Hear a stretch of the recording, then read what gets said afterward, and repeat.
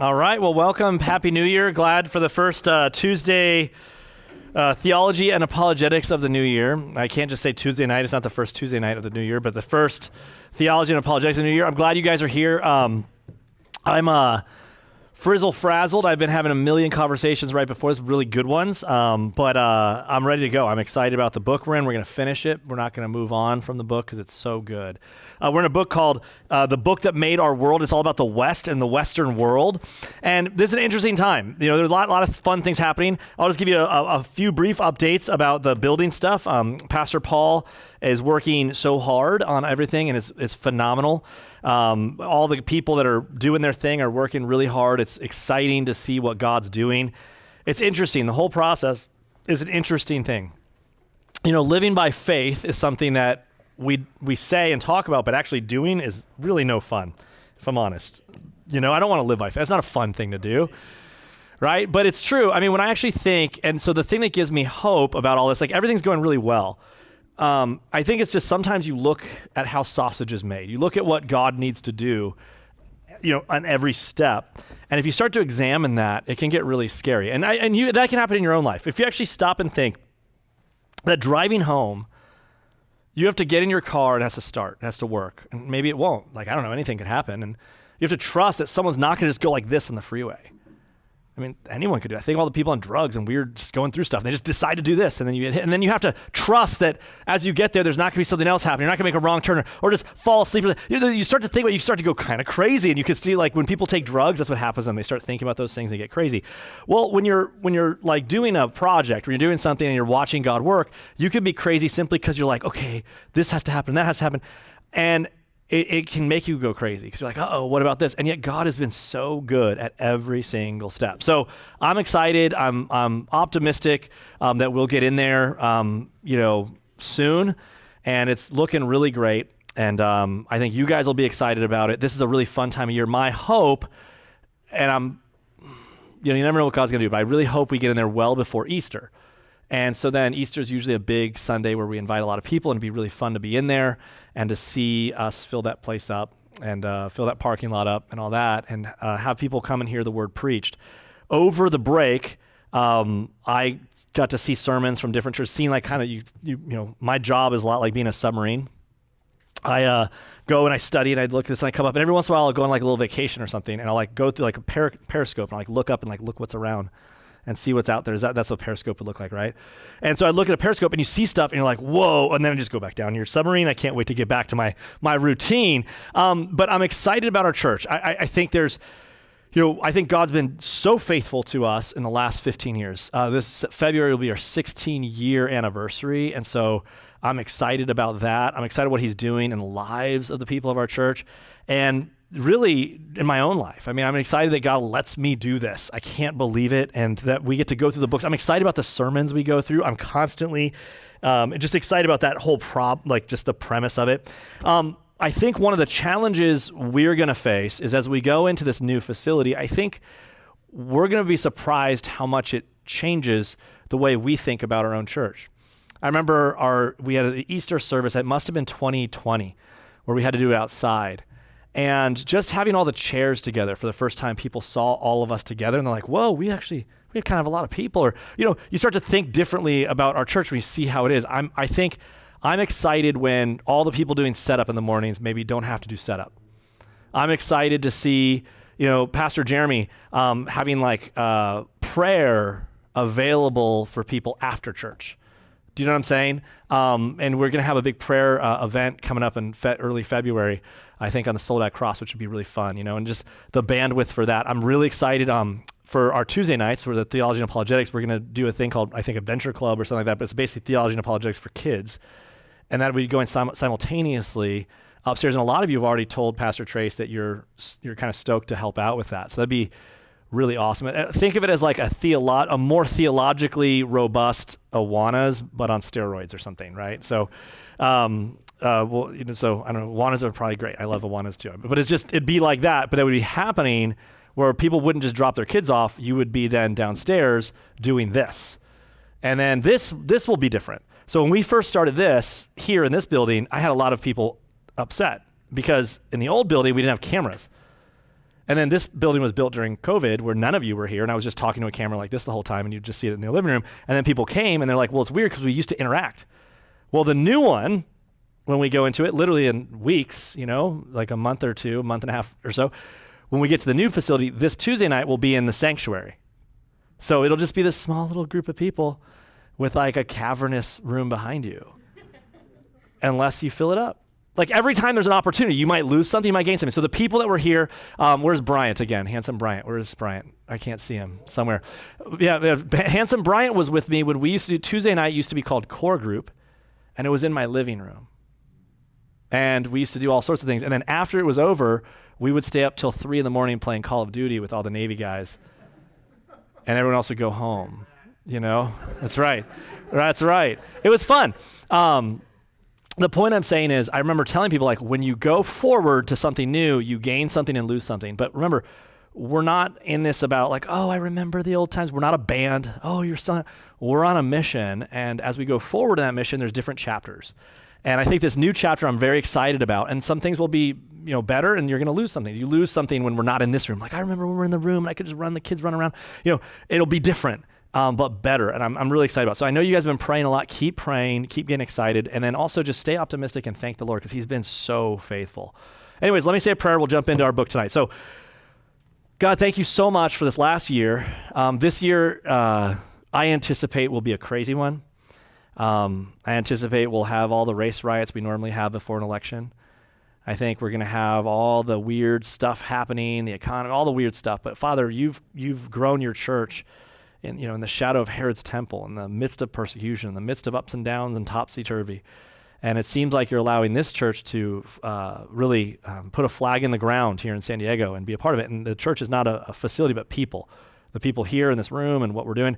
I pray that you would equip us, that you would inspire us and move us forward for the mission you have for us to make disciple-making disciples, to the personal investment of our lives. And I pray that you would use tonight to help us. And just thank you. Help us to worship you with our minds. In Jesus' name, amen. All right, so the book, like I said, is about the West being built on the Bible. And tonight I want to talk about the economy. All right? I've got a 3-letter word for you, JOBS, the economy. Look, I'm not a big fan of politics in the pulpit. And you say, what? I'm like, but I'm not a big fan either of religion and politics. But that's the way it is. Understanding that where our politics are this book is not about politics, it's not about economies, it's not about anything. It's about the idea that when we talk about the West, that term, the West, it doesn't mean anything to us typically, or to people when they talk about it. The West equals, in many cases, the West equals America, essentially, American values when we say this. When we talk about the West. And the West was built on Christian presuppositions. This is an important way to say it. I think when we overstate the case to say that America is a Christian nation. It's true. America was founded as a Christian nation in a lot of ways. But it's low-hanging fruit for someone to say, nah, right? It's overstating the formation of America. But it is more proper to say that America was founded on Christian presuppositions. That's a basic, very modest argument we can make, okay? And the West in general was founded on basic presuppositions. We talked about the oneism, twoism, but basically some of these presuppositions is that there is a God and that man is made in his image. And because of that, there's such thing as truth, that God is not actually part of nature. God is above and before the universe. He's separate from things. So God isn't the tree you cut down, everything else. God himself is separate. And God made everything and set into motion. You can study those things out. In other words, God made the universe and he's not part of the universe. It'd be like me talking about the car outside. So you have a Ford truck out there, right? And I say, well, Mr. Ford made the truck. He's not part of the truck. You don't open the hood, see, I don't see Mr. Ford in here, right? Which is what a lot of people do when it comes to talking about God. But if I say that Mr. Ford made the truck, you could see his hand and how it's designed and how it's put together because obviously it was made by somebody. And, in this case, it would be a machine and a bunch of people on an assembly line, but you get the idea. I think sometimes we mistakenly state the case as if, Mr. Ford's hiding the engine. Hey guys, see, I'm making it run. The story of God is that God made our world and created it and then called it good and made matter good. And that's so important because it has a lot to do with people. It has to do with marriage. It has to do with the things we do with our bodies, and so the philosophies that we have, and it has to do with things like truth. Okay? If God exists and he exists outside of space and time, truth isn't dictated by the mob.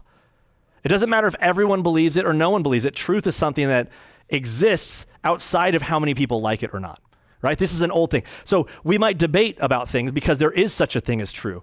When someone says, I don't like this, it's unjust, it appeals to the idea that there is such a thing as justice. Like, those things all are built on Western presuppositions that we have taken for granted, and they're all going away.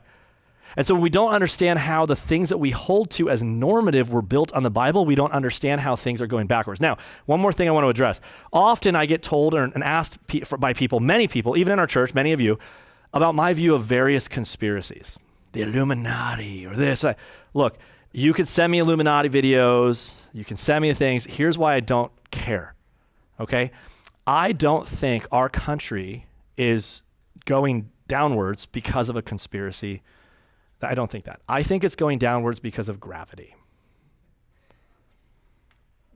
I think gravity in this fallen world is paganism. I think the normal state of man and the normal state of government is a deified government, and people that are just out having wild animalistic sex. They have no regard for one another. I think the idea is that there's no morality. I think the idea that societies are functioning and run best in that environment, in a pagan environment, through pure dictatorships.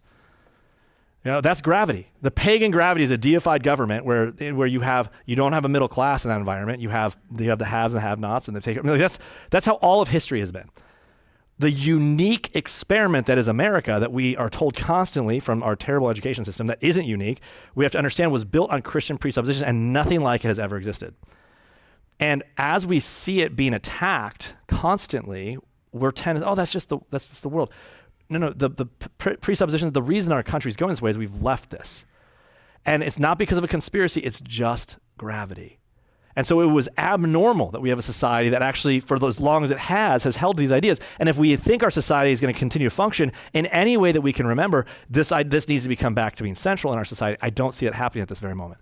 If it were to happen, it'll happen because of you guys. It'll happen because of our new facility and there's more seats that people come. Like, do you understand? Like, that's the task that we're actually playing. Like, that's what changes things, not politics, not this. So none of this is about politics, but it's helping you to understand the presuppositions of where we stand. So right now we're talking about the economy, okay? So here's the question. How did stewardship become spirituality? And so he says tonight, around 1.2 billion will go to bed hungry. Now, this is written a few years ago, so there's even more than that. It's a lot. A decade ago, that was a tragedy.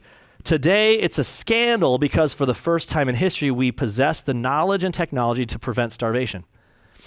We could. Right now, like, we see this. Why are some nations so poor and others so rich? Why do you suppose most wealth is so persistently one-sided? Why do some appear selfish and others incapable of generating wealth? These questions have long divided individuals and nations along ideological fault lines, yet for the sake of curiosity, if not compassion and fairness, we must ask, is there some other vision of wealth, a true inner wealth, that might be more instructive and persuasive for our future? Do cultural beliefs and values condemn whole cultures to poverty? Let me say this again. Do cultural beliefs and values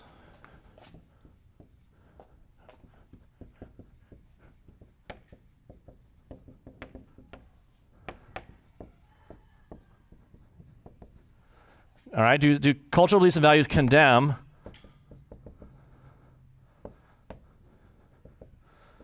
some societies, what did I say? Some whole cultures, I'm missing it there. Whole cultures to poverty, I'm right there. Some whole cultures, that's a W.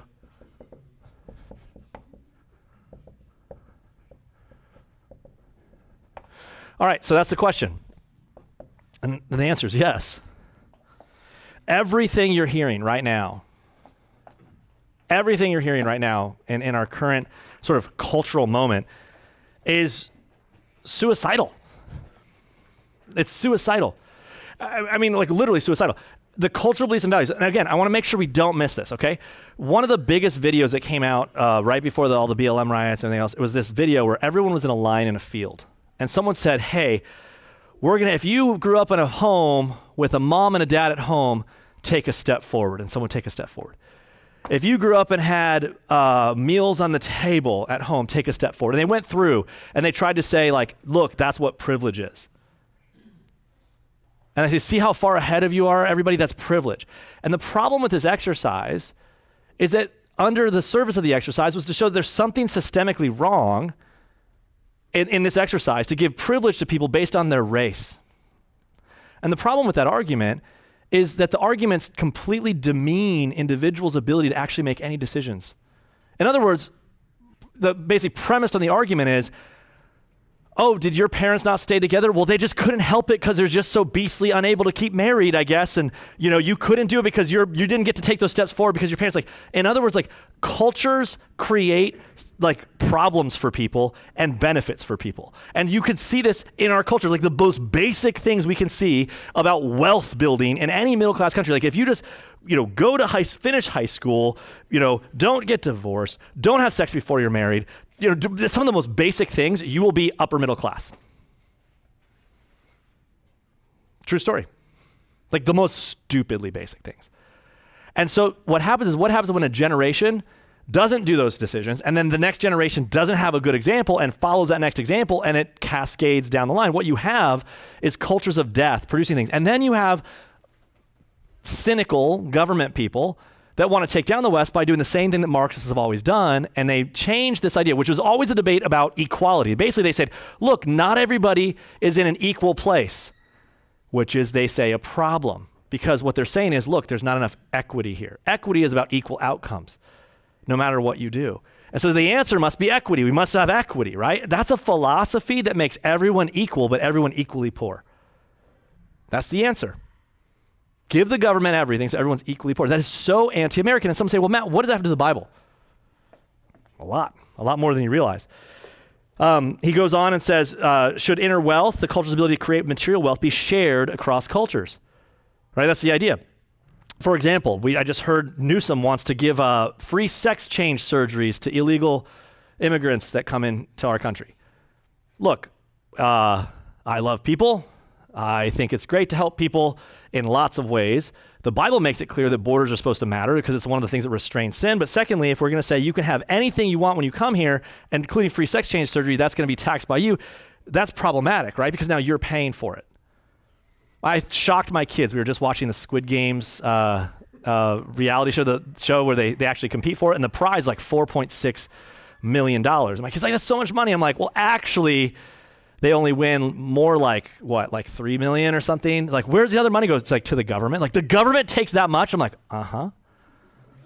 Oh yeah, they take it, but they didn't do anything. Uh-huh. Wait, how can they do it? Where's that money going? Sex change surgeries. What? Let me tell you this. You want to talk about culture of death. I just want to understand what's going on. This isn't politics. It's just reality, okay? Jobs. Why does it matter that jobs are created? Jobs being created show that there's opportunity for wealth for people, right? When people make money and they can make jobs and it's easy to do, that's a good thing, right? We like that. Okay, amen. So when the jobs report this last year, remember COVID shut a lot of things down. The easiest thing in the world is for jobs to start coming back, right? Because no jobs existed for a long time. So it'd be really easy to show good jobs. 80 some odd % of the jobs created in the last year were government jobs. Now think about this as economy. Who pays the employees of the government? If you work at a government job, you did good. I'm not saying you're an idiot. Get in while the getting's good. Well, who pays for that?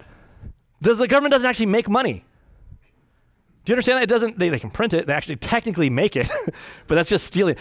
They don't make the money, so where's the money come from? So when we said 80% of the jobs created, and we don't specify those were government jobs, what we're really saying is 80% of the new jobs created are going to cost 80%, burden on you when you actually go make a job that's not the government. That's right? That's something to think about. Do you think, now let me ask you a question, is that a culture that creates wealth? That creates opportunity, that creates equality of opportunity? No, not at all. And so you have to ask yourself, who benefits? You go back down. So as we come through that's kind of what we're dealing with. This book was written a little while ago.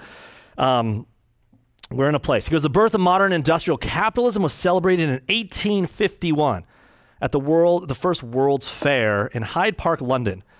an especially constructed crystal palace. In part, the fair was a celebration of the fact that England was the world's first industrial nation and ruled an empire on which the sun never set.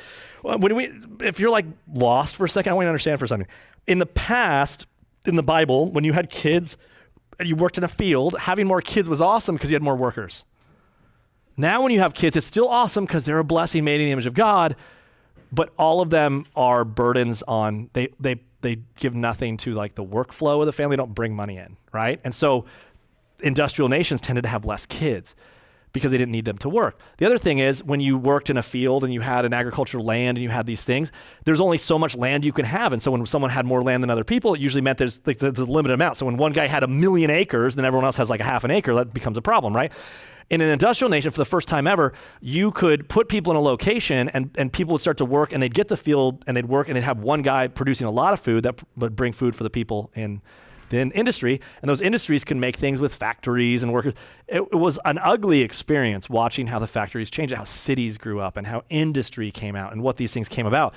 But capitalism and the Industrial Revolution all kind of changed the world. Like technology changes how we live in a big, big way.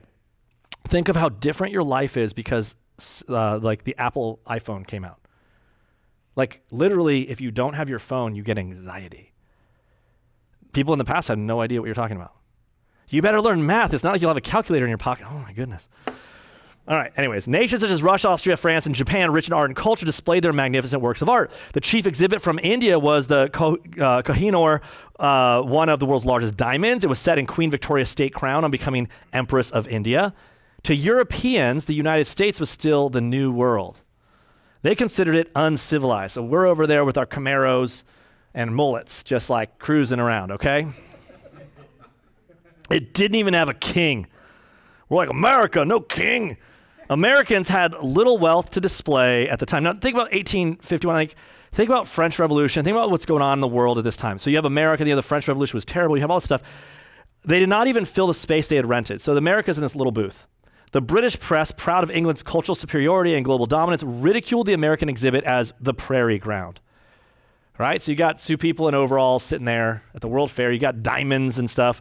And here's America over there's like it's a straw in the mouth type thing, okay? America's chief contributions to the fair were two humble horse-driven reapers. One invented by Cyrus McCormick and the other by Obed Hussey. Cultural critics thought them rather primitive, and in 1851, the London Times mocked the reaper as a cross between a flying machine, a wheelbarrow, and an Astley chariot.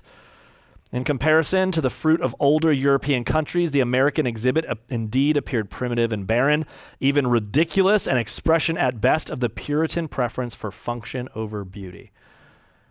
Now stop for a second because we're talking about the West for a moment.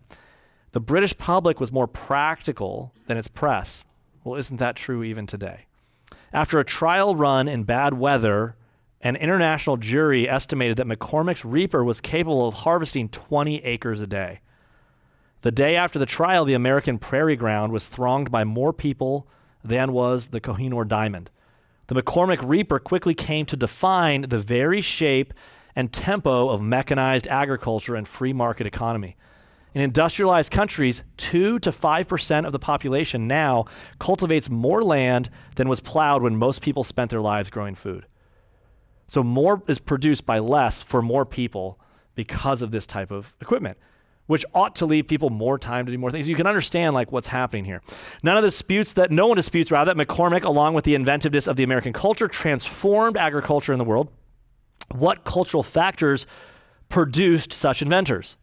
McCormick and many others like him were products of a theological, spiritual, moral, and legal climate produced by the Bible. This argument is a big statement. He goes, it's not possible to explain their humanitarian inventiveness, pursuit of wealth, business practices, and commercial success without understanding their biblical worldview. Understand what this chapter is going to be telling us about. It's going to talk about how the Bible created an environment that led to technological innovation and wealth for more people.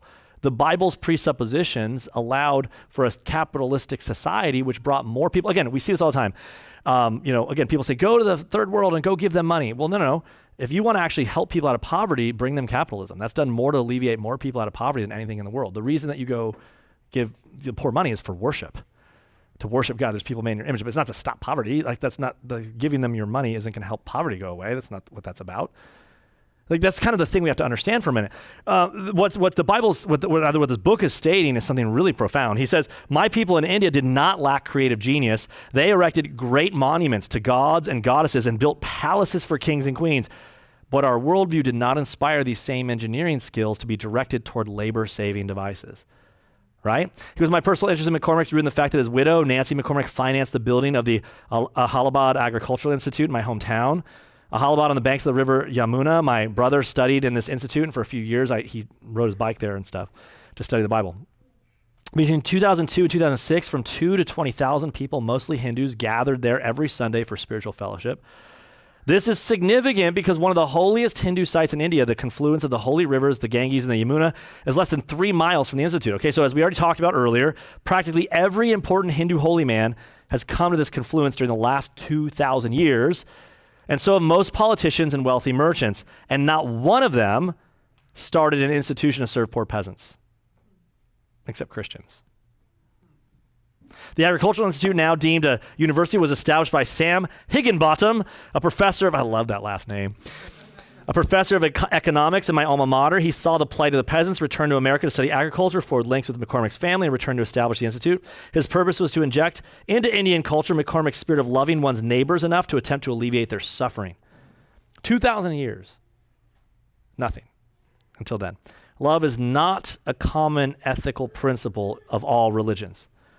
No Hindu sage did anything like Sam Higginbottom did, because in order to be a spiritual, the learned pundits had to separate themselves from the peasants, not serve them. That's the Pharisees' issue in Judaism.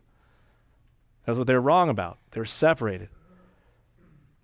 The lower caste, if you understand it, was a hallmark of Indian spirituality, was detachment from worldly pursuits like agriculture. So think about this. If someone did something wrong in a crime, it's that they deserved it, karma. You got to disassociate. Right? In Japanese culture, when someone goes, I remember reading this stat a while ago, like if you go to jail in Japan, right? Like right now, like you don't get visits as much as you do here. Like you just don't get visited much because it's a shame culture, and like you go to jail is like you don't go visit. Imagine having prison ministry in Japan. That's a way different prison ministry than it looks like in America because of the shame culture. And so understanding how cultures view these things, what he's saying is in his culture, they, especially with Hindu stuff, why would you do something to help the poor? They deserve it. And then if you help them, then you stop them from actually going through the caste system that was part of things that helped them to actually like be reincarnated into a better place. Like it's a philosophy of death, right? He goes, therefore spiritually advanced in my country treated the toiling masses as untouchables. Now listen, what I'm saying isn't mean. This is the consequence of ideas. Again, I want to repeat to you all the time. When you see people on this earth, no matter what they look like, they are humans made in the image of God and capable of the same things as you are. The difference between you and them, and the difference between America, for example, and the blessings we have in America is not genetics. That is the most racist argument you could ever imagine, to think it's genetics. The difference is worldview, and we're quickly seeing that change. McCormick's Reaper reinforced the point made in an earlier chapter that necessity is not the mother of invention. All agricultural societies have needed to harvest grain, but no other culture invented a reaper. Right? Most cultures met this need by forcing into backbreaking labor those who were too weak to say no. Landless laborers, servants, slaves, women, and children. McCormick struggled to find a better way. The driving force in his life becomes apparent when you notice that he gave substantial portions of his income to promote the Bible through several projects, including newspapers and the Presbyterian Theological Seminary in Chicago, which was renamed the McCormick Seminary. So obviously this is a big deal. Cyrus was born a Puritan couple. Robert Mary McCormick, 1809, log cabin, so like straight up like old school frontier America, right? His Scottish-Irish ancestors came in 1735, so prior to 1776, so they'd been around. They had little more than a Bible and the teachings of Protestant reformers like John Calvin and John Knox. So let me say this again. As America, remember on Sunday I talked about the 5 solas of the Reformation. It was those solas of the Reformation that you talk about that the Puritanism came about. And from those solas and the writings of guys like John Calvin, we said, okay, what are the solas of the church? One of them was sola gratis, grace alone. I was like, well, how do I know what grace alone looks like? Well, thankfully, there's a thing called the doctrines of grace where we can learn all about it. And you start to see like, oh my goodness, when we think about like what's old and new, people say, oh, those new Reformed people, those new Calvinists, they're new. No, they're not. That's who founded America. America was founded on principles that you learn every Sunday. Interesting. Anyways, it was not founded on nightclub, your best life now stuff, in other words. That did not found America, all right? You could have your best life now, like just none of that, all right? For some reason, all these prosperity gospel churches always have guys with like Australian accents or something. I don't know. It's weird. I hear an Australian accent, I immediately think, uh-oh. Sorry, Australia. Anyways, these reformers that embraced the Hebrew ideal of dignity of labor, in addition to reformers such as Luther, Calvin, introduced to the European mind the radical biblical idea that the calling or vocation of a peasant or a mason was as high as that of a priest or a monk. Every believer was a saint and ought to fulfill his or her vocation for the glory of God. Let me say this one point here, and I've repeated this.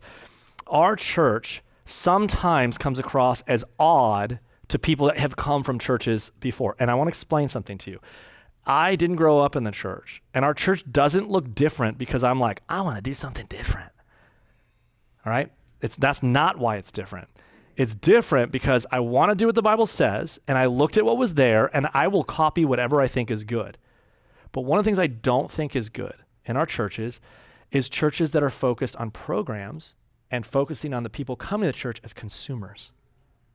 One area of that I mentioned before is the youth group and the young people things. It's separating people. You know, Michael Horton said this in one of his books. He said, this is the first time ever in history where you could go from the nursery to the children's church, to the youth group, to the college group, and never set foot and actually be part of the local church body.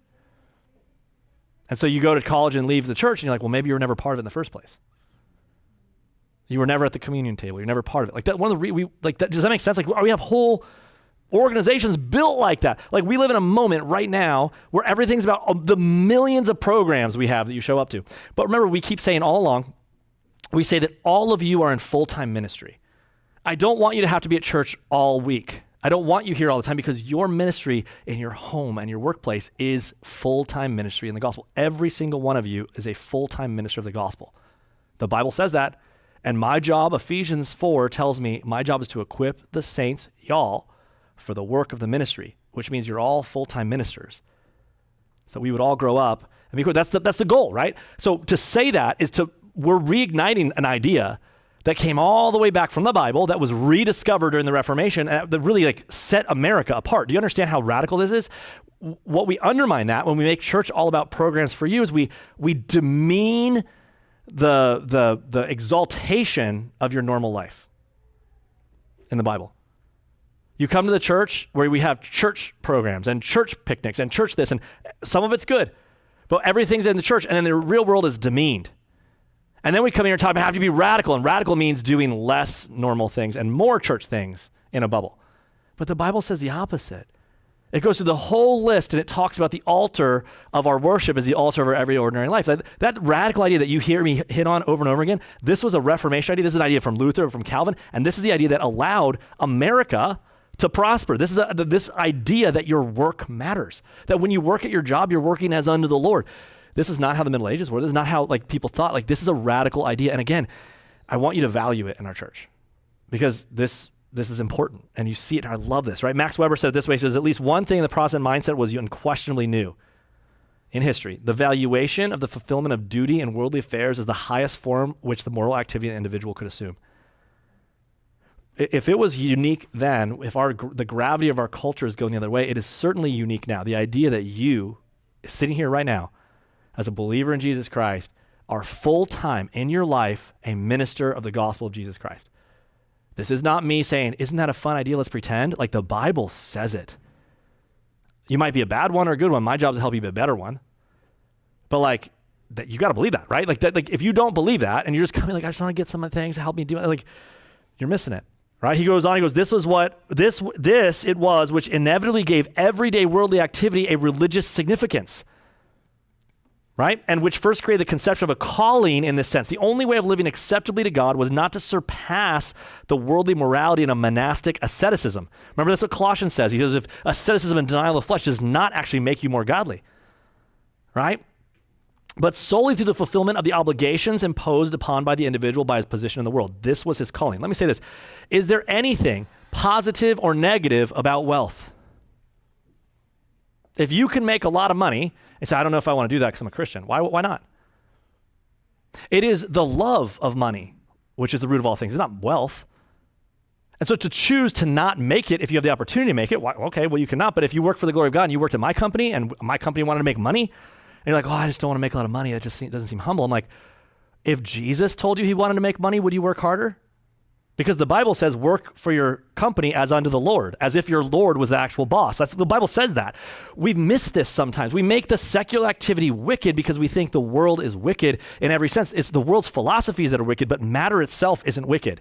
We are, Romans 12, right? We worship the Lord as living sacrifices, right? Use our bodies as living sacrifices, which are spiritual worship, the things we do with our bodies. So again, the way you act as a husband, as a wife, as an employee, as an employer is your spiritual worship, the things you do with your body. Okay? So again, it's the widgets you make, the products you make. So I would say if you went to a country, if I went to a city and I said, where are the most biblical Christians at?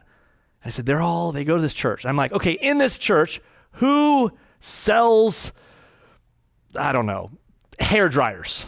And I'm like, I make hair dryers over here. I'm like, I would guarantee that these hair dryers would be the best hair dryers in existence. Because you work as under the Lord. That guy over there just works for whatever, China. Right? But you work for the Lord. Well, they're like, well, we believe China's Lord. Nope.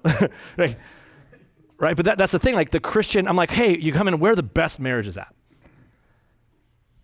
Should be Christians. Right. Because that's our worship. Right? You start to think through these ideas. Like that's the idea that Calvin knocked. That's the idea that America was made on. It's interesting to me. Anyways, let's keep going. It's important to note the work ethic which made England, America different from Italy, Russia was biblical, not Puritan per se. So Quakers like McCormick's Revival, Obed Hussey shared the same worldview.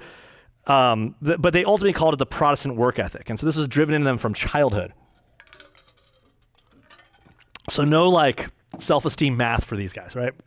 Both his friends and critics acknowledged that he was a workaholic with an indomitable perseverance and a bulldog tenacity. McCormick's passion for focused work made him very wealthy, but his work ethic was a product of his religious culture, not his desire for wealth. So again, sometimes people look at wealth and they look at covetousness as a big problem. Well, listen, you can be rich or poor. And you can be poor and and be just as materialistic as someone rich.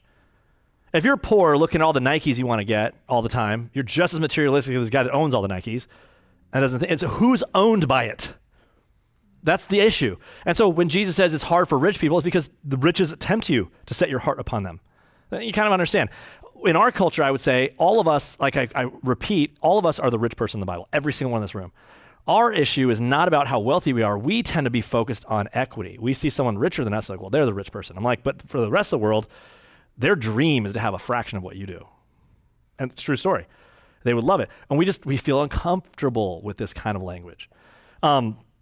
Spirituality isn't measured by how much or how little money you have. But I'll tell you one thing, in an environment where you can make money, why wouldn't you? Right? If you don't work, you shouldn't eat, the Bible says. Our work is a good thing, is another word. The West's rapid economic progress began when it adopted the materialistic spirituality of the Bible, the Hebrew Bible in this case. For it is in Genesis that God declares the material universe to be good. So let me repeat myself. Many ancient worldviews, such as India's, had looked upon the material realm as intrinsically evil, something to be delivered from. And so the Greeks took this, right? Plato, some of the old, Epimenides and all these guys, the Greeks, they made matter the problem. And so today, again, we see this sort of that's what Gnosticism is, that matter is bad and that the spirit is good. And a lot of times this infiltrates the church and it affects how we worship. We think the body is bad, but the spirit's good. But again, God made matter, said it was good, and then sent his son who became matter, literally became a mammal, died on a cross. Well, now he's free of it, and then came back as matter. So God's fully invested in the material universe. And so if you think that heaven is going to be a disembodied spirit, then you're not reading the same Bible I'm reading, and you're probably reading it through a Greek lens.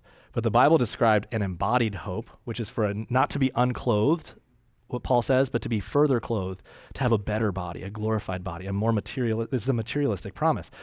So if that's true about our faith, what does it mean about our action in our life? Does that make sense? That we think, again, religious action is only protest, it's only bringing soup to needy people. No, your religious worship is showing up on time. Your religious worship is having excellence. Your religious worship is dotting your I's and crossing your T's. Your religious worship is to be faithful and to Make sure you clean up after yourself. And your religious worship is those ordinary things that we've so lost. And that's what built this nation. Okay, so Christian philosophers who study the Bible know that sin resulted in a breakdown of the relationship between God and man. And most influential exponent of the insight was Francis Bacon. Not Kevin Bacon, Francis Bacon, who had a profound impact on the American mind. Man, how many of you don't know who Kevin Bacon is? Everyone knows who Kevin Bacon is here. Every single one of you knows who. Okay, how many of you don't know who Francis Bacon is? All right. America. All right. Just study. I'm not going to say anything else. Francis Bacon. No stress to you. How many of you know what bacon is? Let's move past that one. All right. McCormick was nurtured on the biblical idea that through godly and creative work, human beings can roll back the curse of sweat and toil and reestablish their dominion over nature. Right. So to repeat, his answers do not lack intelligence, but their genius. Our genius was expressed in a philosophy that taught us to worship nature instead of establishing dominion over it. It's interesting. We talk about like the hippie type movement, which is really just a worship of nature. The was it Earth Days and the rest of that. Those aren't usually places of industry, right? It's like, I got my handmade bees. Oh, it's great. You handmade that. I love that. That's great. That's cool and all. But economic development involves not worshiping but harnessing natural resources and energy for human consumption, albeit with foresight and a sense of stewardship. So again, we have technology to have plenty of space for people. Like if you look right now, the way like permitting in the city goes, if you wanted to build anything that would bring jobs and this and that, they say, oh no, there's a duck that lives over there and it would mess it up. There's swampland and you might hurt a swamp. Like how do you have a society that functions? Like the values of your society, you let people infiltrate your society who completely value other things than people made in God's image and the good of that, right? Francis Bacon's exposition of the Bible instilled a non-fatalistic philosophy in England and America and implied that the future could be better than the past. These are true things.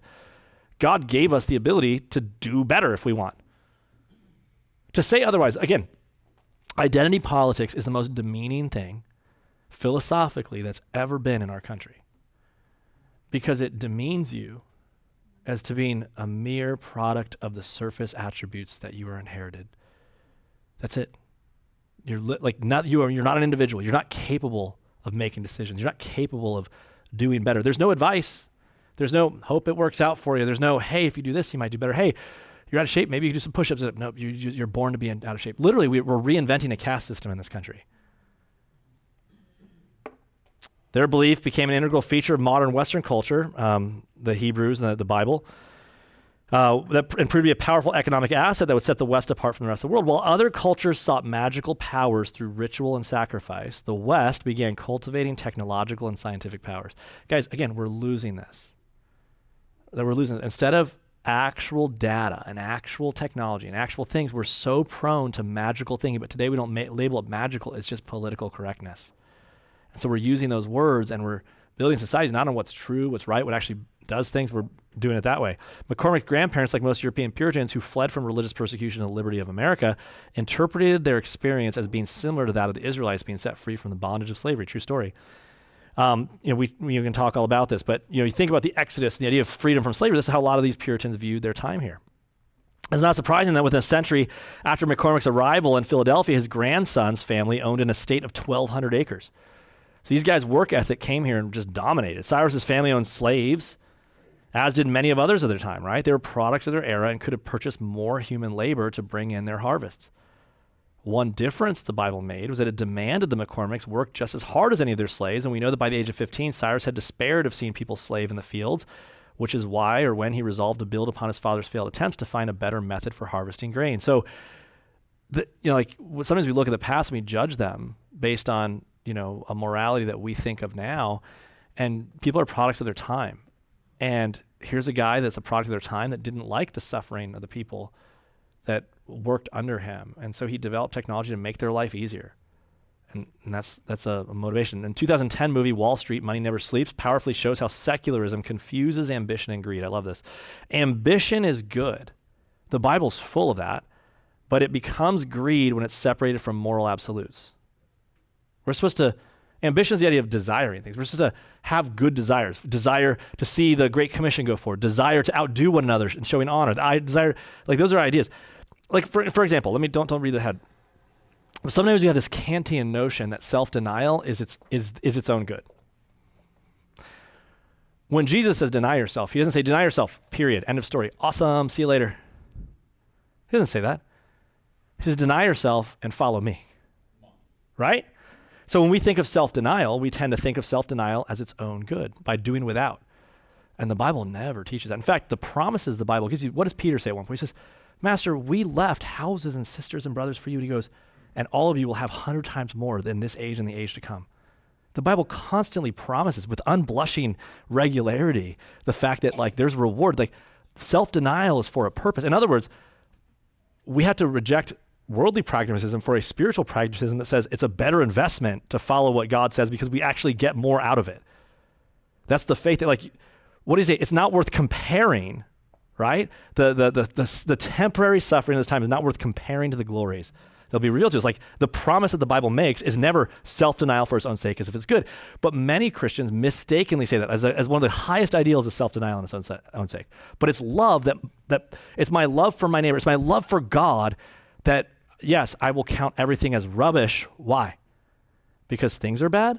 No. I count everything as rubbish for the surpassing worth of knowing Christ Jesus, my Lord. Do you see the difference? We've labeled a negative as good. And it's not the self-denial that's good. It's the treasure that's so good that self-denial is obvious. And we all get self-denial. When you see athletes, they deny themselves on everything for what? A perishable wreath. Right? I mean, that's the whole point. We don't say self-denial for its own sake is good, I guess, unless you're in CrossFit, but I'm just kidding. CrossFit still, they want a perishable wreath too. But basically, you get what I'm saying. So this idea in America, ambition is all over the Bible. Ambition is 100% part of the Bible. It's just being smart, right? So anyways, greed is a destructive part of human nature. It brought to India not only Europeans, but also Aryan and Muslim invaders. Greed explains the loot of Alexander the Great and Nadir Shah, but not the creativity of industrial capitalism. Pioneers of modern economic enterprise, such as Cyrus McCormick, did want to make money, but they were inspired by something nobler. In other words, they had an ambition, and money might be a part of it, but they're inspired by something else. Adam Smith has observed, as do some of today's ecological economists, that the universe has been so structured by its creator that in seeking their self-interest, creatures help to maintain a grand economic balance. Now let me say this another way.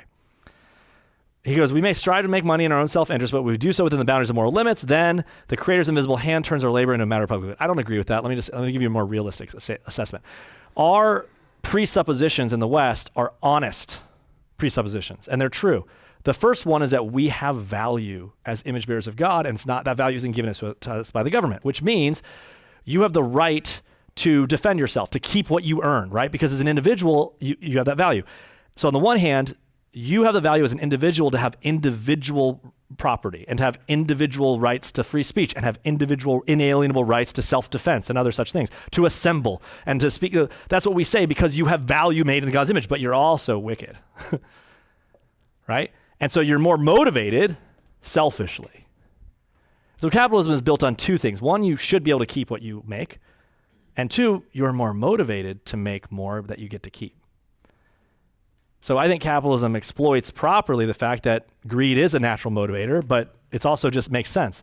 How many of you are motivated to work harder when you get some, like, that's the whole point. We all saw it happen in our schools, and now there's our whole society. Basically, whatever dumb teacher thought it was a good idea, sorry teachers, whatever dumb teacher thought it was a good idea, say, we're gonna do a group project for this next work, and you'll all get the same grade. Whoever did that group project, how many of you are part of a group project where everyone worked the same? Anyone? What did you do? Found the smart kid, and then you had the bully be like, get it done. And we're like, hey, let's go over here and let's go hang out. And that was what happened. And that's how every group project works, right? Welcome to our economy. Hey, if you work hard, you make money, get it done. We're gonna pay for sex change surgeries for illegal immigrants right now. Like, it's like, get it done, group project. Like, no one's motivated. And that's the kind of the thing, like that's the group project mentality, right? But the idea that you're more motivated to keep what you earn makes sense, right? If I give you, think about our companies right now. Sometimes we say, well, Wall Street is so bad because companies, they're just exploiting people. I'm like, companies are people like you and me. When you get to have stock in a company, and we live in a country where you can do that, and you can actually invest in the country, you're motivated for that company to do well. And then in that system, you're motivated to make more money. And you know what? You might make more money by making a better product. And if it's a free economy where you can actually compete with someone else, you might say, well, that company's charging a lot and I make a lot more money by making a better product for cheaper because they'll buy my product, not theirs, which creates an environment that incentivizes me to make a better product. So you, the consumer, now get to buy better things for less money because there's more companies competing for your business. And then because of that, you have more money, so then you can invest that money in companies you like. And so, oh my goodness, that seems to be like a cool system. Like that's literally the system that you inherited and that we're now crapping out the bag. Like that's what's happening. All right, in traditional cultures, India, and including India, people who had wealth hid it. They gambled it away or they displayed it by building castles, cathedrals, or mausoleums. I would say today we do the same thing. We are becoming more like that. We hide our wealth. Right? You see the very rich doing that sometimes with the various tax laws to hide the wealth and the trust that we have to do because nothing's normal anymore. Gamble it away. I mean, that's, we just basically use it away. We would display by building castles. Well, if we can't build castles, we'll just get a lot of tattoos or something, I guess. And cathedrals and mausoleums, like we'll get stuff like, but we're living in a culture right now where like we're trusting the dollar and the government less and less, which is unfortunate. All right, but in contrast, McCormick's biblical upbringing encouraged him to save and reinvest his wealth and expanding his business for the glory of God and the blessing of human beings. Saving money sounds simple, but it was actually revolutionary, and it's a revolutionary again. For example, inflation is all about not saving money. Inflation is the government saving money because it takes it from your savings. So why would you save money in the bank? Hey, nickel here, dollar here, put it in the piggy bank, and then because the government prints more money, your money just became worth less. You'd be much better off spending it on stuff because that object, at least you had something you can sell for the new amount. But the actual money that you actually have is worth less because of inflation. So inflation's stealing the value of your money. So when we talk about inflation being so high, it's making your savings. All the people that are retirement age, their retirements are going down drastically because of bad policy, right? This is the idea that's happening. And so inflation steals your money. But remember, in a culture where biblical values are the norm, where things like where money's actually being more invested wisely, like you might make sense. You trust the economy a little bit to be whatever. You'll see people save, invest, and what have you. In most cultures and most periods of history, making and saving money was a dangerous affair. It attracted both robbers and rulers, and the two were not very different. And often right now, the robber and ruler is the government. Tax collectors did not get a salary. They actually had to rob peasants to sustain their militia to collect taxes, which is why they were so hated. It was basically like a multi-level marketing scheme from the first century. You want to sell taxes, you got a full-time job. I'm not going to pay you, but just go get the taxes and the money, bring it to me. And you got to raise your own army, and then you can make the money from this. And imagine you can have someone under you who has someone under you. It's not a pyramid scheme, it just does that. The absence of the rule of law eliminated the option of banking, forcing my ancestors to hide their meager savings in the fields, walls, or floors. I mean, when we had talked about banks closing and people running the bank and your money's out, they're scary things. And when a bank closes because it makes crazy deals based on bonds and feds that they say, and the government doesn't make those deals and they lose their money, then what happens next? Well, then the government says, well, we'll make sure that the bank doesn't actually lose, so we'll guarantee the money of the people in that bank. Well, all of a sudden, what did you do? Did you help the bank? The bank didn't fail, so now I guess it's encouraged to keep doing it because now who's going to pay for their bad decisions? The taxpayers are. Do you see how the worldviews can start to cascade in a way? The Bible created a very different culture. It inspired and enabled a habit of saving and reinvesting. It's helped the McCormick's factory become one of the earliest mega industrial enterprises in America. By the time of 1851 World's Fair, Chicago newspapers were echoing the common perception that the McCormick factory was the largest of its kind in the world. All right, so wealth accumulation via hard, creative work, saving, and reinvestment was a modern habit and a key feature of capitalism. In McCormick's hands, it made other agricultural innovations possible, empowering farmers to turn America into the breadbasket of the world. Contrary to Marxist theory, McCormick did not do so by exploiting others, but by liberating slaves and laborers from mindless toil and by enhancing human productivity through machines. Again, so much of our politics when it comes to the economy right now is about wanting to take other people's stuff and having it for yourself, not doing work. Tax the rich, make them pay their fair share. So what? You have better roads? We're not getting those. What's the whole point? So you get a piece. So we're all the same. When people say, look, the CEO of this company goes, who cares what the company pays you? That's them. No, we need to make them make less. We all need to be the same. We could all stand the same bread line. A farmer using McCormick's reaper saved $100 for every dollar he spent on his machine. So he made his reaper at home because he did a better job of it. Raw materials from bulk made more people make more money. Again, if I wanted to make, I don't know, a special TV that I make, and you say, Matt, that's so silly. And I say, well, it's an expensive TV and I want you to buy the TV. And when you buy that TV, that produces more money. That makes me hire more people. And those people then spend more money in a location. That's why we get excited if, say, Amazon decides to move to San Diego. Because Amazon's going to do what? Make more jobs. Because more people are going to come here. That's more people to go buy stuff at your local shop that sells widgets because they're working Amazon. They see that you make candles over here. Like, I'll buy a candle over here because it's local. And you're like, you should be excited because more people are going to go to your dumb candle shop because Amazon's in town. Yeah, they're going to buy, well, maybe. No, but that's why you have to self-make it in front of them. You know, yeah, but that's the thing. They're going to buy it from Amazon, but make a better product then. Add some value. Amazon made value. They did the same thing with Walmart. And that's the challenge. Sometimes we say, well, that's so much cheaper. Well, cheaper isn't always better. Look at Bibles right now. Like the Bible buying world, watches is a great example. When the quartz watch came out, luxury watches used to be like if you were in the Navy and you were in the SEALs, they'd give you a Rolex. What? Yeah, because it was actually like functional, like work device. True story. Back in the day. Now, when the quartz watch came out, it put all these guys out of business. So, all right. So we say, well, such is life. But then the luxury watches rebranded themselves, and now their watches are sold as luxury. Now, if that's what you want to spend, fine. It's up to you. But they're making plenty of money, and now they're starting to go down again because of the Apple Watch. But okay, that's what business does, right? You have to rebrand yourself. I mean, look at Stanley cups right now. Are you mad at them? I'm not. Smart guys. It makes me feel like we're in the dumbest society that ever exists. If you aren't sure what's happening right now, people are fighting. How many of you have someone has a Stanley Cup in here? Let me see. Someone has to. No one has a Stanley Cup. Show it up. Let me see your Stanley Cup. No, where is it? Is it with you? Good. Keep it at home because you'll get robbed. They put it in a store. People were fighting each other like Black Friday for these Stanley Cups they put out. And I saw someone selling one for like $15,000 on the internet. That was like a collab between Starbucks and a Stanley Cup. Now,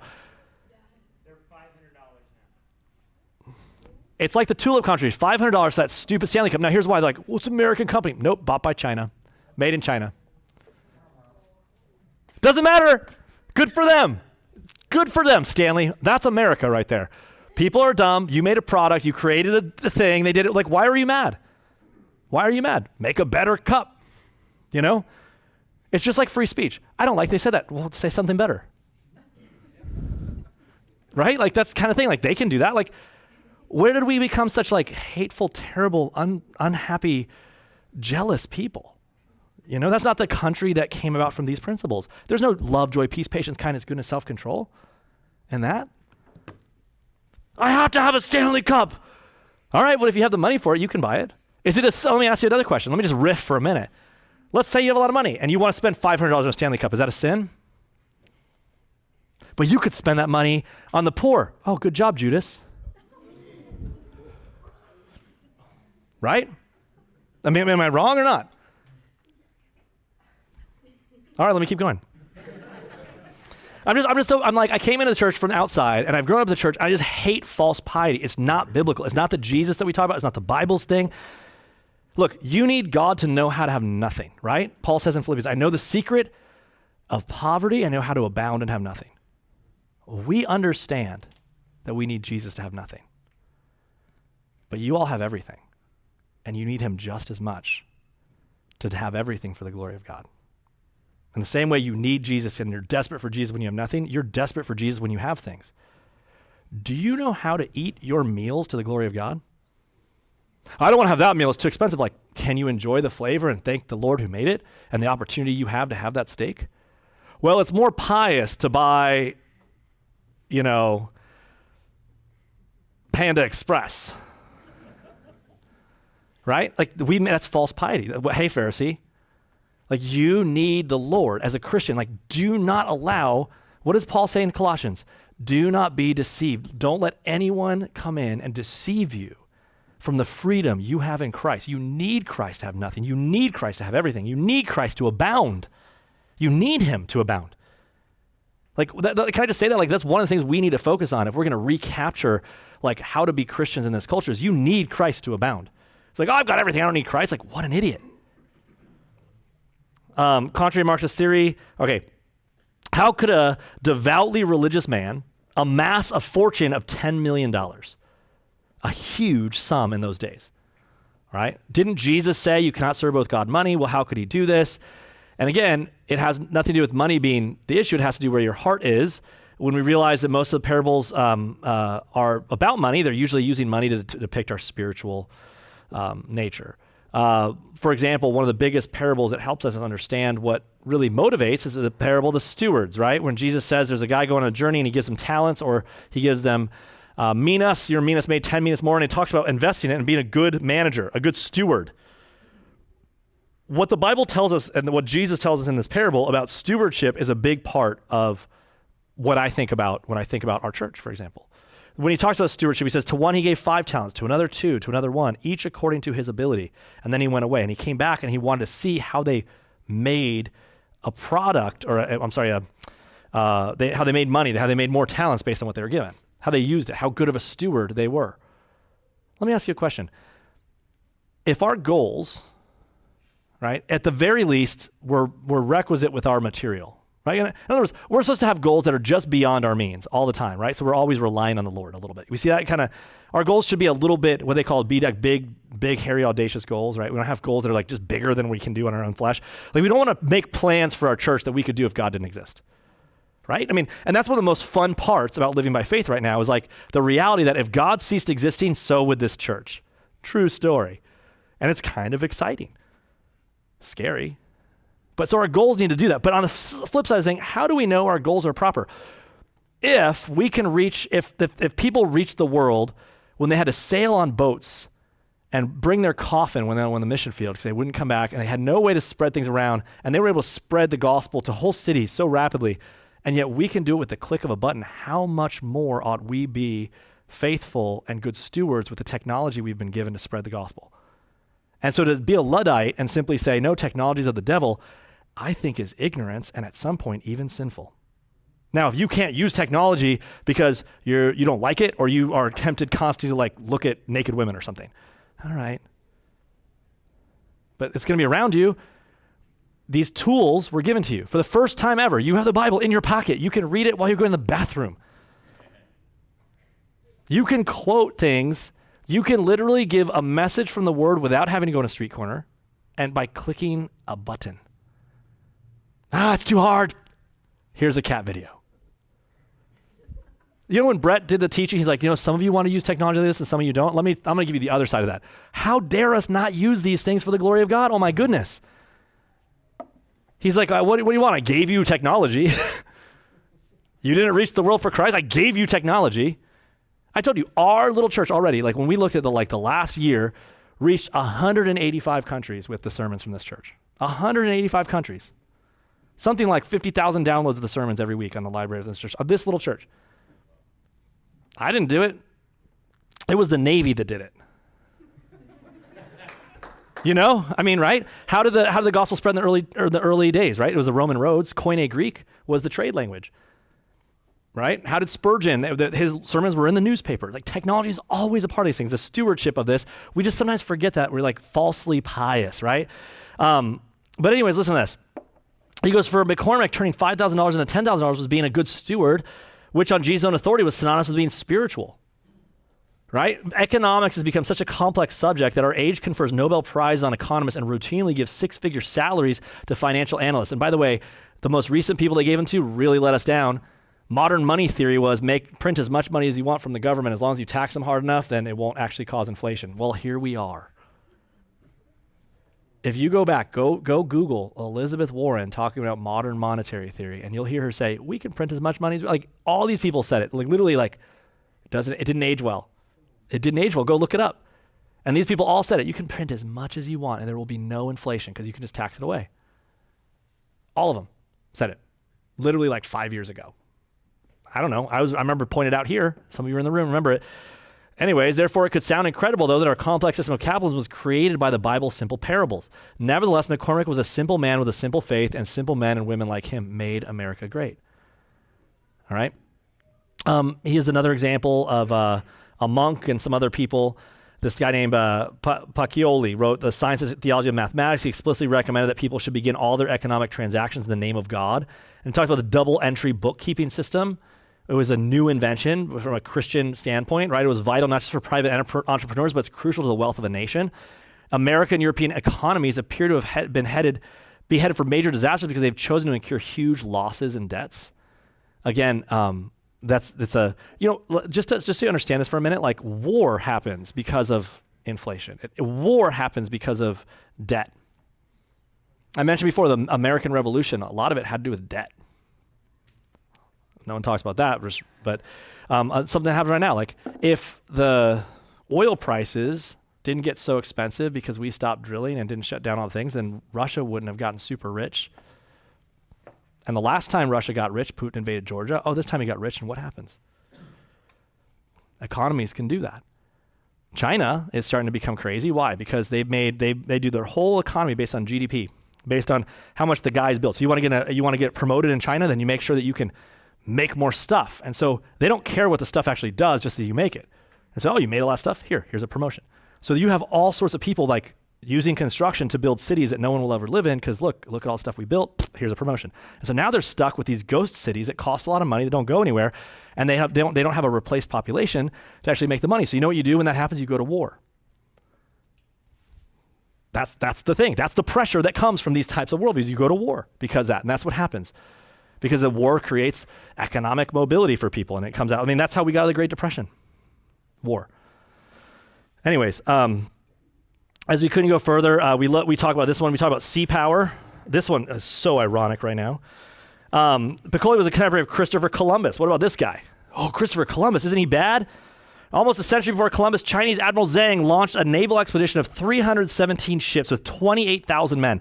The largest of these ships was 400 feet long, 160 feet wide. In contrast, the Santa Maria, the ship on which Columbus sailed in 1492, was only 85 feet long. That's not that long. The Nina and the Pinta were even smaller. The Chinese vessels had water tanks to ensure a supply of fresh water for a month or more. That expedition tells us that in some aspects of shipbuilding and sea travel, China was centuries ahead of the West. Her ships ruled the Asian seas, at least for a few years. Despite such awesome sea power, the Chinese failed to profit from it. Why? Listen to this. Couldn't they have colonized Europe or at least Asia and Africa? They could have, but they could not even sustain their shipbuilding. An important factor behind their failure was that the Chinese did not keep account of their expenses and their income.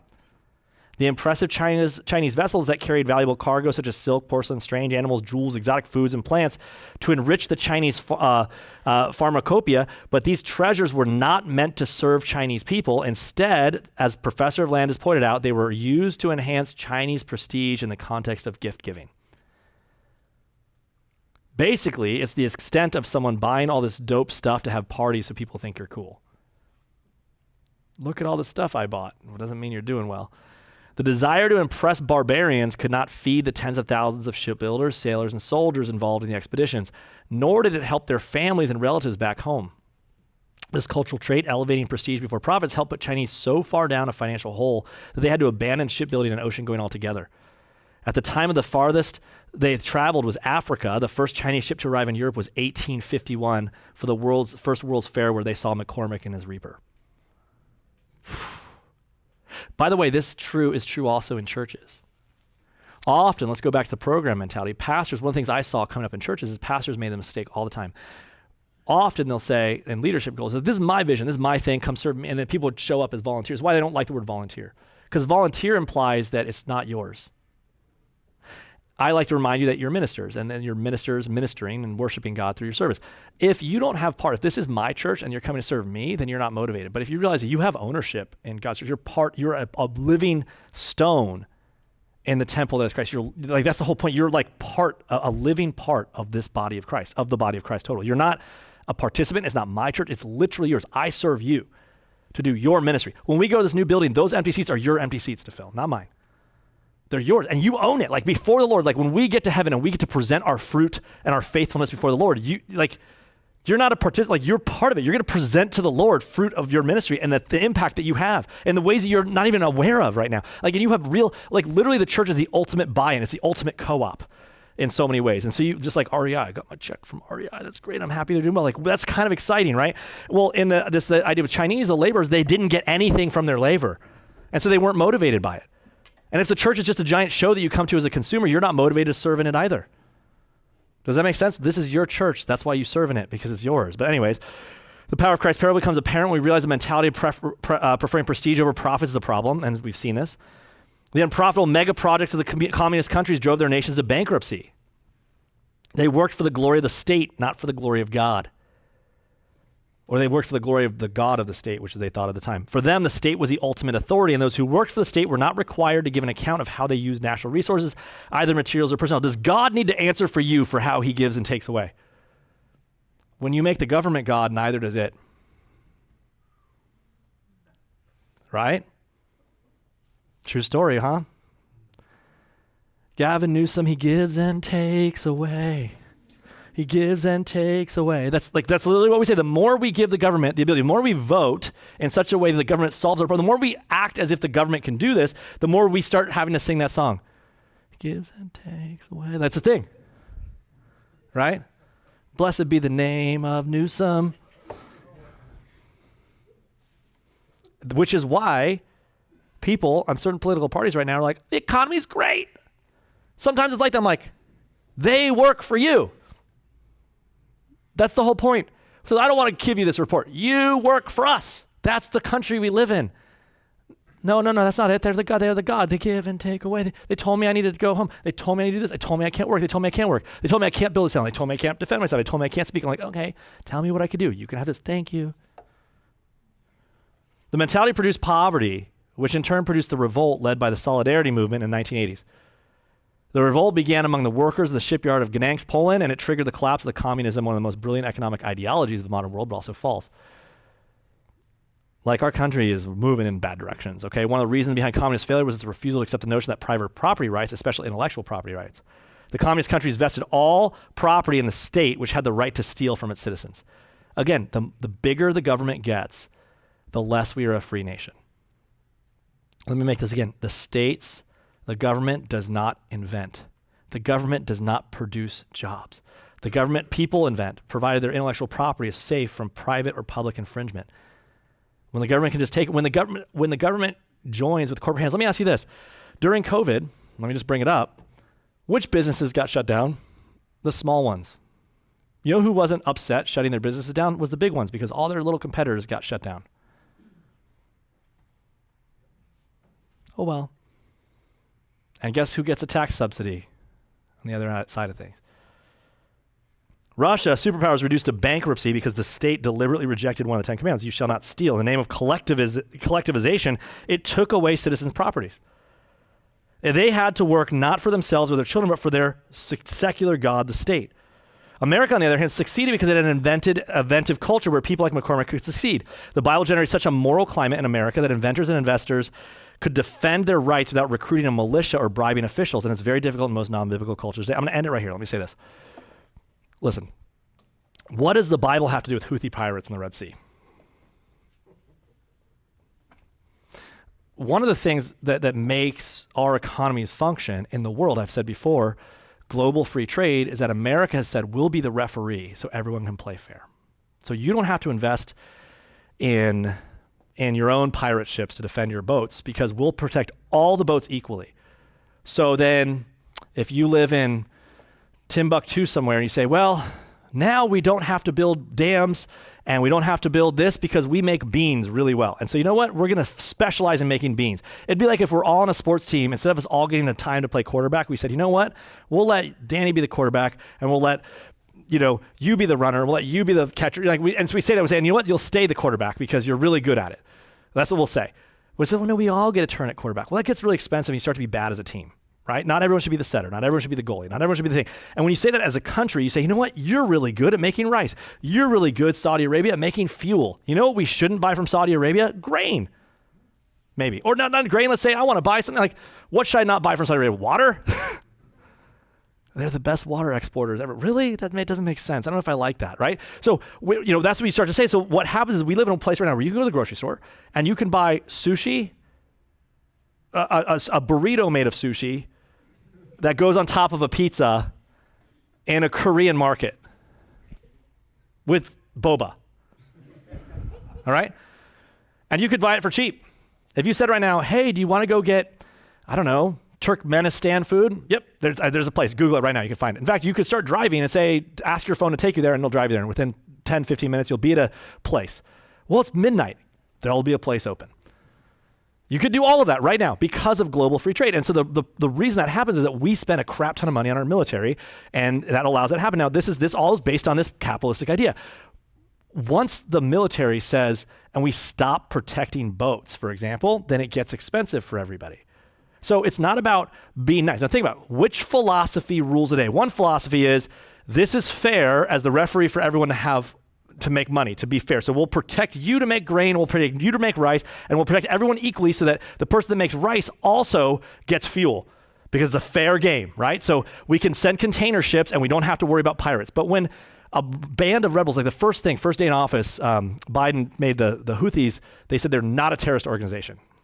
Well, that was smart. So now they're attacking our ships. And these people are terribly, their number one standard is Allah is the best, death to America. Like, this is what they stand for. This is like their slogan. They're on little inflatable boats with crappy weapons. Seriously, it's laughable. We have aircraft carriers. We have like actual weapons where you go, which should be like, hey, you shouldn't do that, and they're gone. And free trade, because that's what happens when you have a duty to say. The Bible gave countries the ability to wield the sword, for example. This is a biblical idea. And so right now, we're like, I don't know, those Houthi pirates, maybe they'll stop hurting our things. And so shipping in many places right now has doubled in price in the last couple weeks. Doubled in price, which means you're going to pay more money for the products you have. You say, well, that's just economics. Why is that? It's not just economics, it's worldviews. It's a worldview that basically doesn't view basically capitalism as a worthy enterprise. It doesn't view its power probably as a bad steward. The America right now that we see is a bad steward of its power, and we're watching it, and you're going to pay more money for that. That's what's going to happen. You're going to pay more money because of that bad stewardship. People die because wars happen because of bad stewardship. So when you go back to the economic thing, you look at Japan, China, India, and you look at how these kind of, follow out. His whole story of Japan is that Japan's strength listen to this one quote. The strength of the Japanese culture is its willingness to learn from the success of the Protestant nations. That's the craziest statement someone could just say out of context in a book. Read the reason he says it. We have so much reason to be proud of the heritage of this country, and it's gone away so much. And so we can't necessarily reframe all the culture, but we can start here. You know what I mean?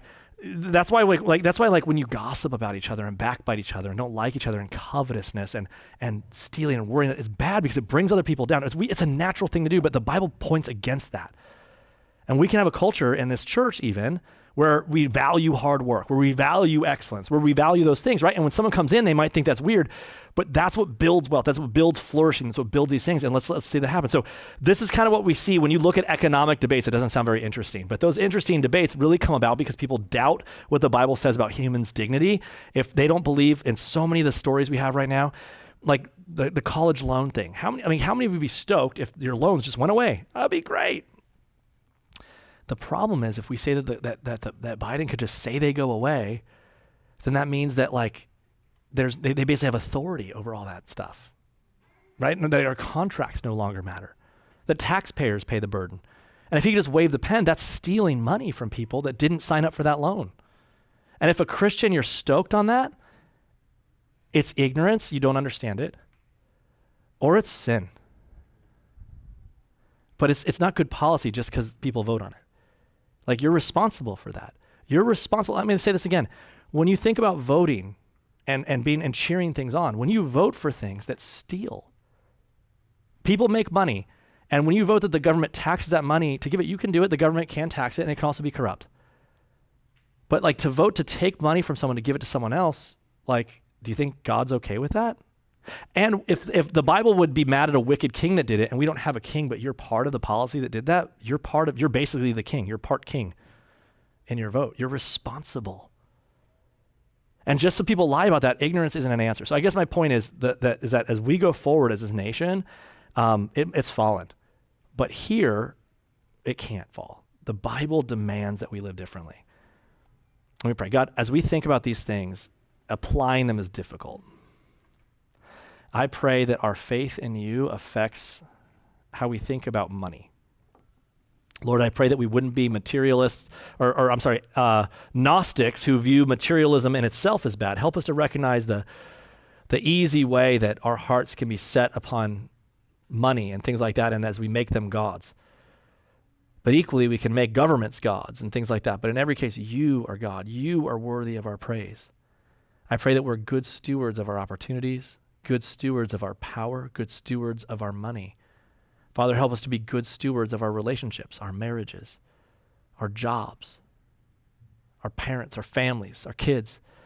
Lord, you've called us to this. Help us to see these as our religious duties, as our worship.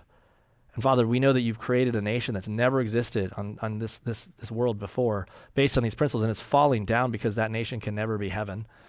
But in this church, I pray, Father, as we put these things first, as we understand our calling to live and worship you in this world, that we would see the industry, we would see the people in this church blessed by the sheer gravity of wisdom. And we would see the blessings of wisdom, the blessings of Proverbs come about. And I just pray that you would help us to be wise and to value wisdom. Protect us from backbiting philosophies that want to deceive us and make us not be able to enjoy the good gifts you give us, and to value sacrifice for its own sake. Help us to keep our focus on love, on the good things, on the treasure that is Christ, and give us that proper balance in a world that's trying to make us be tossed to and fro as we go forward. We praise you in Jesus' name. Amen.